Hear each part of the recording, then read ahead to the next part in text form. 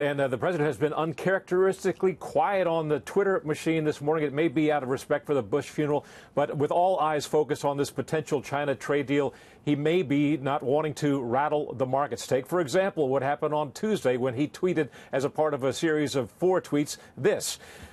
I am a tariff man, he said. When people or countries come in to raid the great wealth of our nation, I want them to pay for the privilege of doing so. Well, not long after that, as you just said, the market dropped 800 points. So we're watching the markets very, very closely, which open in just under a half hour from right now. One good sign comes from the Chinese Foreign Ministry, the Commerce Department, I should say, which indicated today that both the U.S. and China have smooth communications and good cooperation with each other, and that China is, quote, full of confidence that an agreement can be reached within 90 days. Here's Feng. First of all, we will start with agricultural, energy, and auto products to immediately implement the details of the consensus reached between the two sides.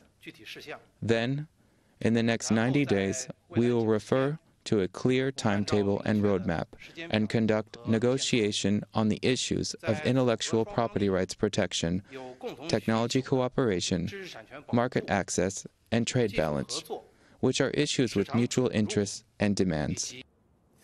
Another couple of wild cards in the markets. News of the arrest in Canada of the chief financial officer of China's huge Huawei telephone company. Her name is Meng Wanzhou, and she was arrested for violating sanctions against Iran and is expected to be extradited to the United States, China demanding Meng's immediate release. The other wild card is the falling price of oil and OPEC's inability to come to a decision to cut oil production.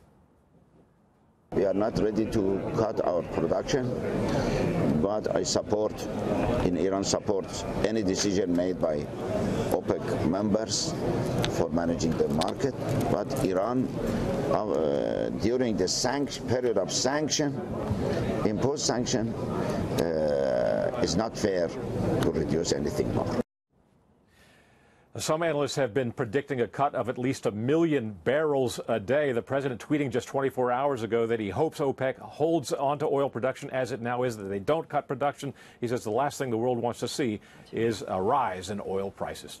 Bill, back to you. Thank you, Doug. Good stuff there. Doug McKelway from the White House.